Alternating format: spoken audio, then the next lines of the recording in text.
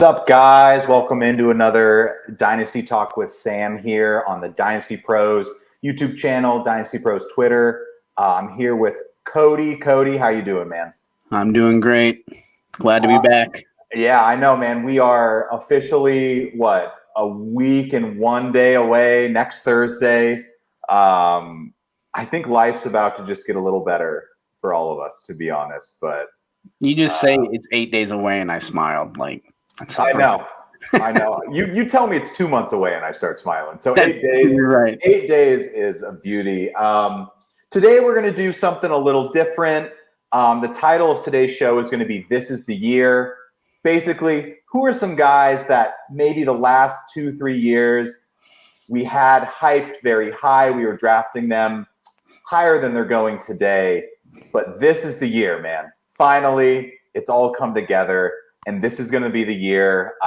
Cody and I are each going to give you a list of some players, and we're going to go back and forth about them. We may agree, we may disagree.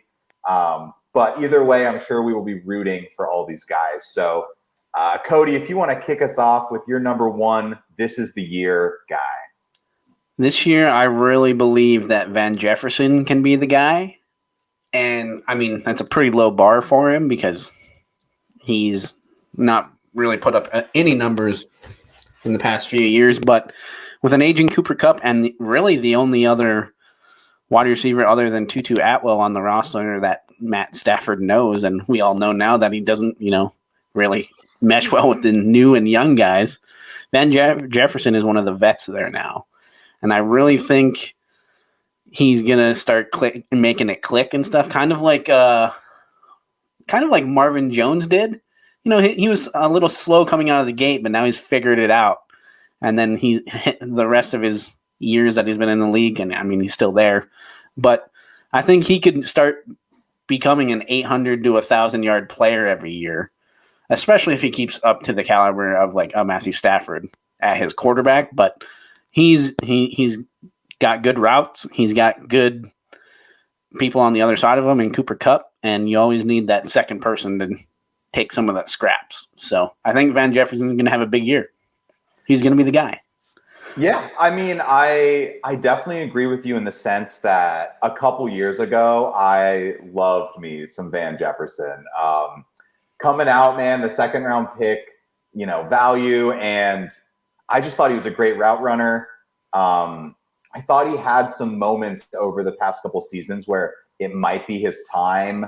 I definitely remember a couple years ago, there was that time where he was starting to get pretty hyped and people believed. And like you said, there's just no competition for targets there besides Cooper Kupp. And I think Tyler Higbee might even be the guy I would argue is the number 2 target. But, if Stafford can return to top 15 QB, top 18 even, I don't see any reason that the Rams couldn't support another wide receiver. So I'm with you. My number one guy today is someone who I will say he's starting to get all that Twitter hype. I was buying 3 months ago. I'm still buying it. And that's going to be Skyy Moore. Last year, first-round dynasty pick, right, on the Chiefs. Everyone wanted to have this guy on their team. He came from a smaller conference, right, not one of the Power 5. And I think it just took him a year. I think, honestly, that he needed to learn a little bit more than some of the other guys did. And then in addition to that, being on a winning team, I don't think his hand was really forced to have to play outside of his comfort zone. The Chiefs had, no number 1 target besides Kelsey, but I think they had enough guys that Skyy Moore didn't really have to fill in, and they didn't have to just throw him out there to the wolves like a rebuilding team would. I just think this year is going to be very good for him. I think he is the obvious fit to walk into Juju's role. I don't see it being Kadarius Toney if he ever gets on the field. I think we all know what MVS is. He's going to get 50 catches for 500 yards and 4 touchdowns, and you're never going to play him the week he gets one of those touchdowns. So you can just drop him off your team right now. Rashee Rice, is obviously interesting, but I think if I had my pick, I would go Skyy Moore as the weapon from that wide receiver core, obviously in addition to Travis Kelce. But what do you think? Yeah, he's a good option as well. I mean, you forgot the one guy that I would have chosen, but that's just because I'm a big Justin Ross guy. But he's coming from injury. No one's really for your talk. It makes sense that we take Skyy Moore over him because he's never really gotten any hype because he came in injured to the league anyways. But he's the one that I might say might be the one that competes for the most snaps other than Rashee Rice to Skyy Moore, but Skyy Moore is too high of a draft pick not to get some play. So he's going to be there. And Patrick Mahomes proved last year that he can throw it to practically anyone. So now that hurts almost everyone's value, but someone's got to fill that role. Yeah, I think my hope for Skyy Moore, and this is, shooting for the stars. I'm not saying he's going to be a top 10 wide receiver, but if he can take a majority of the Juju role from last year, and then he can also take a couple of those Mecole Hardman plays and kind of meld that role into one. Like, let's not forget, I mean, off the top of your head, who had the most receiving touchdowns besides Kelsey for the Chiefs last year? It was Mecole Hardman, surprisingly. Yeah. And, I mean, a lot of them were they free goal line touchdowns where they just gave him a little pop pass. Of course, but that still counts in fantasy football, man. So I would love if you could get those touches, but we will see. So, Cody, who's your second guy on the list today? Second guy I have on my list is Donovan Peoples-Jones, and it's kind of the same reasons as Van Jefferson, really. He's got a guy on the other side in Amari Cooper that he's now learned from. He's finally had a stable vet wide receiver there for at least a year. I think that's going to do wonders for him. He was really hyped as a rookie. Came out, was the wide receiver 3. He might have gotten injured a little bit, but he just didn't live up to the hype. But now Amari Cooper's come in, and he's probably showed him how to be a vet. And they just cut Anthony Schwartz, and there's really no other people there that is really going to affect his snap count this year. Cedric Tillman might in upcoming years, but we all know sometimes rookie wide receivers work, and sometimes they just need a little bit more time to develop, and I think Tillman is that. I think he's a few years out, kind of like what DPJ is. So I think Donovan Peoples-Jones is going to have a big year because I think Deshaun Watson, he might not come back to what he was when he almost won MVP, or he might have even won MVP, I can't remember. But if he's a shell of that guy, he's going to have a lot of people with a lot of good stats. And DPJ is going to benefit from all of that. Yeah, I tell you, Cody, my brother is sitting at home smiling right now because Donovan Peoples-Jones is, for some reason, his favorite football player. And I have never been able to put my finger on why Donovan Peoples-Jones is his favorite player. But I will say he loves him. My brother loves Donovan Peoples-Jones. We did a Dynasty startup this year. I'm trying to get him into Dynasty. He's not a big fantasy football guy, but I wanted to do a startup with him just to try to get him in it as a co-manager. And round 10 came around, and he's like, dude, we got to get Donovan Peoples-Jones on the team. And I was like, okay, dude, we can get Donovan Peoples-Jones. But I agree with what you said, man. I mean, at the price he's going at, I think he's worth the shot. I mean, I like Tillman as a prospect, but I use the word prospect. That's the key. And I mean, look, last year the Browns took David Bell, and that dude didn't even see the field. So, and I loved me some David Bell. Yeah, everyone loved David Bell, man. He was such he got so much hype for the average athlete that I thought he was. But I think it might be hard for Tillman to get meaningful snaps being stuck behind Cooper, Peoples-Jones, and Elijah Moore, just because I think those 3 receivers fit very well together. I think they do 3 distinct things, which could be very good for Peoples-Jones to be what would your projection be? Like, what would your hope be? Wide receiver 30? Wide receiver 30? Yeah. If he's going in like rounds 12 through 15 in some drafts, so it's like, if he's wide receiver 30, I'm very excited about that because that's a flex play every week. Yeah. I mean, exactly. To your point, if he's wide receiver 30, 35, he's going as wide receiver, I don't even know, 60, 60. Like, it can't be high. And he's definitely a flex guy, I think, because I do think he's going to have some down weeks for sure. Yeah. But I get you. I'm on the same page, and I think he's a great guy to, throw a dart at. He's a great athlete. That's what everyone liked about him coming out a couple years ago out of Michigan. So, I mean, when there's other wide receivers 2s going in the second and third rounds of drafts, and you're getting a wide receiver 2 in rounds 12 and 13, granted, it's on a far less superior offense, but I was taking him a lot more than some other players that were being taken in that dead. I feel like round 10 to 13, I started getting like kind of kicker happy because I just didn't like anyone in those spots. And then who kept staying there? Peoples-Jones, and I kept drafting him.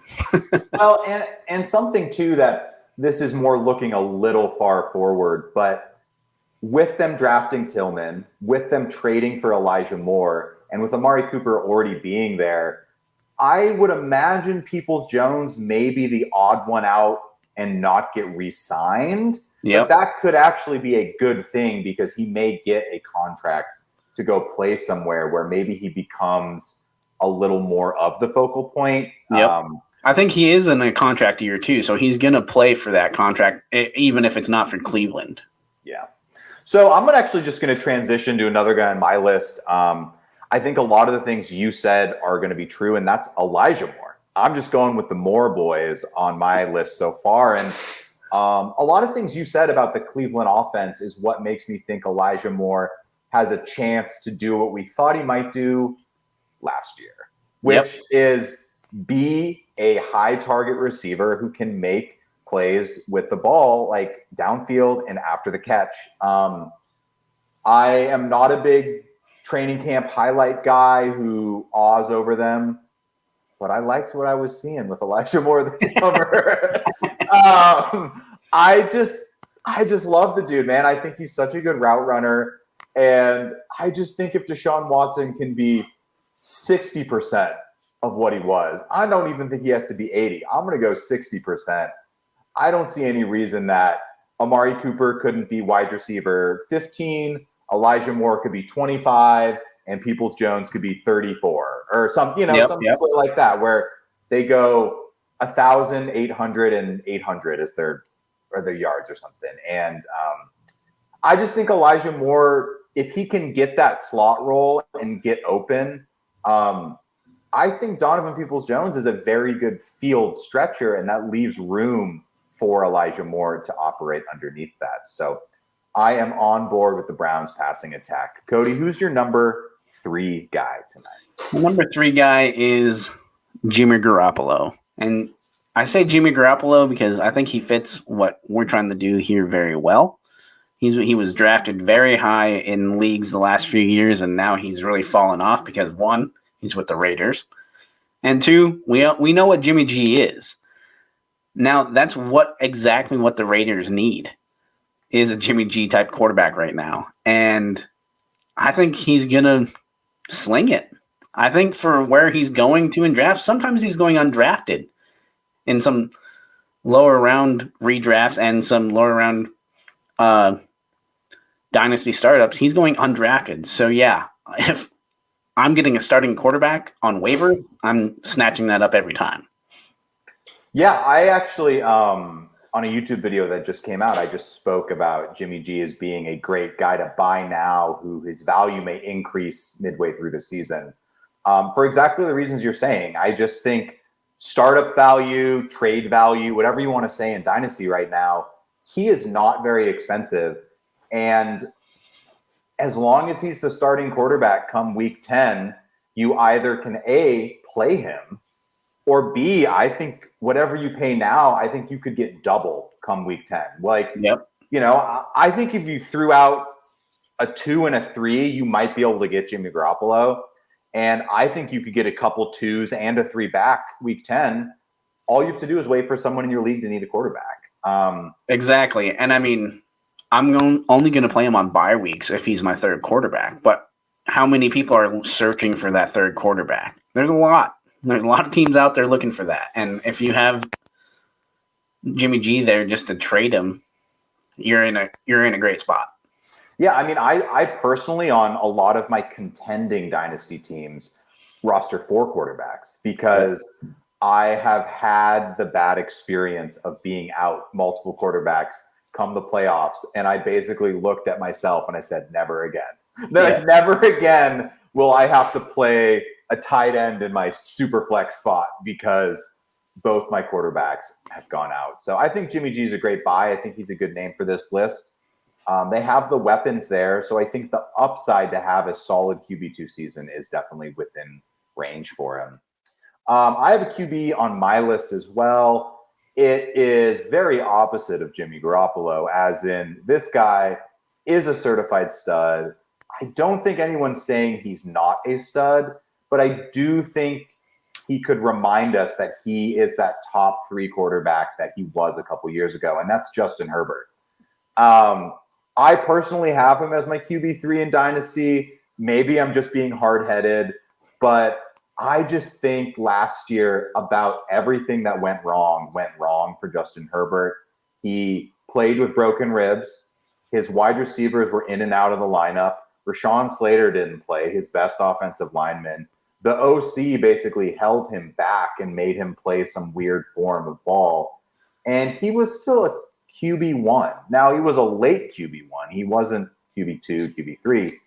But I just think the addition of Kellen Moore, I think Quentin Johnson, I think the receivers being healthy, I think the offensive line being healthy, and I think that division is going to have some high-scoring games that could lead to a very, very high statistical season for Justin Herbert. And I think people are just going to remember as soon as we see him play without struggling through broken ribs, they're going to be like, that's right, this dude is really freaking good.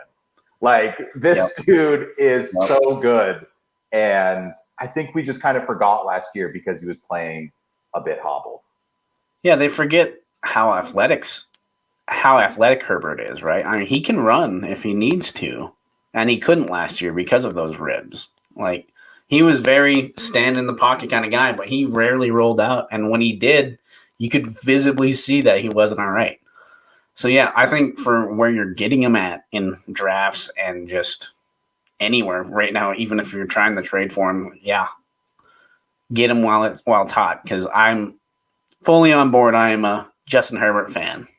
Yeah, and I'm not saying trading for him is going to be easy or even something that I'm necessarily attempting. Like, if I could maybe turn like Lawrence or Lamar into Herbert, whether it's a swap or a late round pick on top of it, I might consider that. I just think in general, I think if you own Herbert, I think he's going to come back and he's going to remind you how good he is this year. So, Cody, let's move on to your next guy. The next guy is Nico Collins. Now, Houston wide receivers, they've gotten a lot younger, except for, the ageless wonder Bobby Trees or Robert Woods. But Nico Collins is the wide receiver 1 there this year. And now he doesn't have Brandon Cooks, and now he doesn't have Davis Mills. I think Nico, and he's been battling injuries. He's coming off boards really cheap. I think he's going to be a good option to play and play well, because now you have CJ Stroud. I mean, and I've been on shows this year with you saying I love Tank Dell. Tank Dell's the play. Right now, he's still listed as wide receiver 3.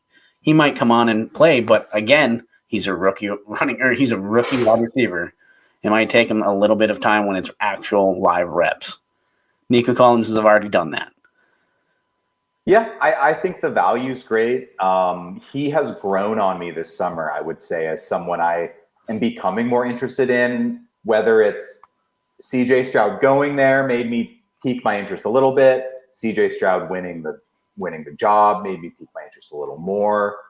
And I just think he's different than the other wide receivers they have there. I think Tank Dell and Mechie are more similar to each other. Yep. That, like you said, the outside wide receiver is going to be Nico Collins. And it may not happen, but I think it's worth the shot that maybe to compare him to someone we talked about earlier, maybe you get that Donovan Peoples-Jones season from last year. Maybe. Yep. I think that might be the comparison. I think that's what you would be looking for out of Nico Collins as just a late round fly. I think if you could get him for a third, I think I'd feel comfortable with that. I feel like I'd keep a second. I don't know. Would you trade a second for Nico Collins? I think now that I know CJ Stroud is the quarterback, I would. But I've been getting him in the third round picks, so I might counter back, and if that owner is a little stingy, I mean, I'd be a little hesitant, but I could talk myself into it. Yeah, I mean, if it's going to be late, I think that could be part of the conversation too. So yeah, for sure. I'm going to move on to my next guy. This is actually one of my favorite players in the league, and I don't want to say I'm crossing my fingers, but I just think this is the year, man, and that's J.K. Dobbins. I could talk about J.K. Dobbins all the time. I had him as my RB1 back in his rookie draft class. I liked him more than Jonathan Taylor, more than CEH. Don't call me a genius. More than DeAndre Swift. It hasn't really worked out yet, but when he's been on the field, I think we all know he has the talent. And I just really think the change or the hopeful change in the Baltimore offense should be enough to make JK into someone who could be an RB1 this year. Monken just tends to throw the ball to the running back slightly more. When he was with Cleveland, that was Nick Chubb's highest reception year. And this is Nick Chubb, the guy who doesn't catch the ball ever, right? So I mean, if he can make Nick Chubb get a couple more catches, I think Dobbins can definitely do it. It just wasn't being asked of him. I like Gus Edwards. I'm not afraid of him stealing work. I think Dobbins could just, if that offense can be a top 10 offense, which I totally think they could this year, I think you people could just ride Dobbins all year. And I just think this might be the year. He's back. He's playing. He wants to get paid. All the crutch arguments you want to say, but I think they're slightly crutch for a reason, and I just think it might be the year. Yeah, I mean, if he can withstand those injuries, I think he is going to be a good play for maybe a wide or running back one as well, because, I mean, Lamar Jackson finally has weapons everywhere. Yeah. Say what you want, OBJ as a wide receiver 2 or 3, I'll take that every day on an offense. And then you have Zay Flowers doing Zay Flower things, and then you still have Rashad Bateman as well. And we haven't even talked about Mark Andrews. They have 4 wideouts. They're not going to be able to stack the box. J.K. Dobbins is going to get some holes, and we're going to see this year to see what he can do as a running back. And like you said, with Monken, he's never been asked to receive in the NFL, but in college he did. And he's proven he can do it. After Swift, he was the best pass catching back there was in that draft. So I think he's really going to pop off like what you were saying. Okay, well, let's move on to our final guys on this list. Cody, who is the last person on your This Is the Year list? This one kind of hurts me because I am a Vikings fan and I was a fan of this guy, but he's no longer with us, and, well, for good reason. Irv Smith Jr., I think, is going to have a bounce-back year because I think he's finally in an offense that's going to utilize him for what he is. He's not a blocker. He is a straight tight end receiver. That's what he is, and he's got Higgins and Chase on the outside, and then he's going to be on the inside, the forgotten guy. He's going to destroy the inside, and he's going to destroy linebackers because he's bigger and faster. And I could see him having a career year for sure. I would say probably in that 800-yard range and probably 5 to maybe 7 touchdowns, because everyone down in the red zone is going to be doubling Jamar Chase or Higgins, or maybe even both. And who's going to be left there? It's going to be Irv Smith. He's more athletic than Hayden Hurst is. And I love Hayden Hurst as well, but he's more athletic than him in regards of receiving. So, yeah, I'm buying him all the time. And again, at cost, he's practically nothing. So, what would you feel comfortable paying to acquire Irv Smith onto your team? How many people still have Irv Smith on their rosters is the question. I think you can still get him on waivers and be happy. But I also don't like blind bid dollars or those, that spending money that much. So I tend to overspend on those. So I'm using a lot of the money to try to get, because we all know tight end is the barren wasteland too, right? I'm trying to get as many middle of the road tight ends as I possibly can because I don't have Kelsey on any teams. And I'm not going to overpay for Hawkinson, Kittle, Andrews, and even Pitts. So I'm trying to find the 4 or 5 tight ends that might pop off every other week. I'm just looking for matchups. And I think he's one guy that can do that. Yeah, I hope you're right. I definitely have him. I have him on one team that I'm the guy in the league. I drafted him a couple, 3-4 years ago. And he's just been riding my bench, and I can't cut him because I thought he might be good at one point. And I would love for you to be right. I do think what you're saying at price, I think he's a fine dart throw. He definitely has the upside. And he could, if he can return to his unhurt self and what people thought he was coming out of Alabama, he definitely has the athleticism to put up stats. We'll see how they use him in that offense, like you mentioned with Hayden Hurst. I think the issue is that Hurst, we think, had a fairly good season last year, and he put up 52 catches for like 400 yards. So I think it could be an uphill battle in Cincinnati to get the kind of target share necessary. But could he have one of those very high touchdown seasons, like one of those Robert Tonyan years from 3-4 years ago, because that Bengals offense is so productive? Right. I think that's what I would be hoping for. So I think that's what it would come down to for sure. Yeah, and that's what you're looking for. Like you said, a late round, who knows it, tight end. Like, you're looking for one reason to draft them. You don't need 7. You need 1 or 2. And you're like, he was athletic and he's on a good team. Okay, I'll take my shot and see what happens. So to wrap up this show, my last guy on this list is someone that I do think is starting to get a little more tread, and people are starting to believe in him again, which could only lead to more tears. But that's going to be Antonio Gibson. I think he's finally going to be used correctly this year. I think he's not necessarily going to be the feature back, but I think he's going to be the Jerick McKinnon of the Washington Commanders. And at where he's going in drafts, whether that's in redraft rounds 6 through 9, in Dynasty, I think if you need a running back, I think he'd be a great guy to go pay maybe a couple thirds, a wide receiver in a third, a second if you're desperate. I think I would trade my second for other players first. But in a PPR league, I could totally see trading a late second for Antonio Gibson. I just think he's going to be productive. I don't think he's going to light the world on fire. I don't think he's going to be a top 10 RB. But I think he's going to be very playable. I think he's going to be a good guy to have on your bench.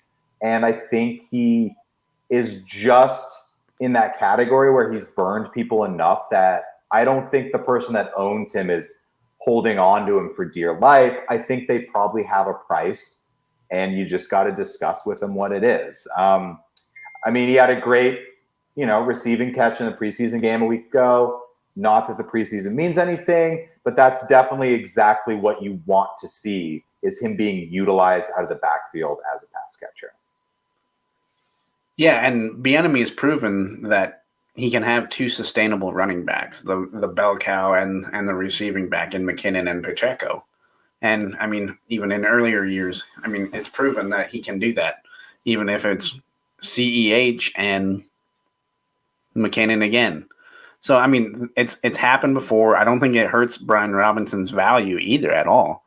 So I think, if you're desperate for a running back, Antonio Gibson's a play. Or He's a great zero running back strategy. I'm definitely taking him over Brian Robinson. I think is something He's been drafted for sure over Brian Robinson a lot, but I mean, Brian Robinson's still going to get some carries. So I mean, in standard scoring, he's still going to be a pretty decent play. But I mean, Antonio Gibson's got the receiving upside, so yeah, I can see why he's going a round or two earlier. Yeah, for sure. So, Cody, thanks for popping on with me tonight, man. I appreciate it. We're just trying to give you guys some new ways to think about who we're targeting to pick up in redraft and dynasty this year. Do you have any last notes? Maybe a guy that made your list that you didn't have time to talk about, or even just a sign off and a note for any of the listeners? There's so many guys I could have talked about. I mean, pretty much Ben Skoranek, again, another LA Ram. You know, there's so many guys that it could happen for. So, but you can catch me on X at Cody Folden. That's where I'm most active. And then I just kind of randomly pop up on shows. So I always like doing them, and I always like doing them with you, Sam. So thanks for having me on. Yeah, of course, man. I think for me, I wanted to put Deontay Johnson on the list. I just think we've heard enough about Deontay Johnson this offseason. We all know he's a great player. If he gets the touchdown regression, he's going to have a good season again. So, yeah, thanks for hopping on. You can check me out at Where's Waldorf on Twitter, X, whatever you want to call it. Definitely check out all the other Dynasty Pros shows. Go to our YouTube channel. Follow the Twitter. Follow all of us on Twitter. It's a great time, and we are here to help you win your league this year. So definitely hit us up. Thanks for tuning in, guys.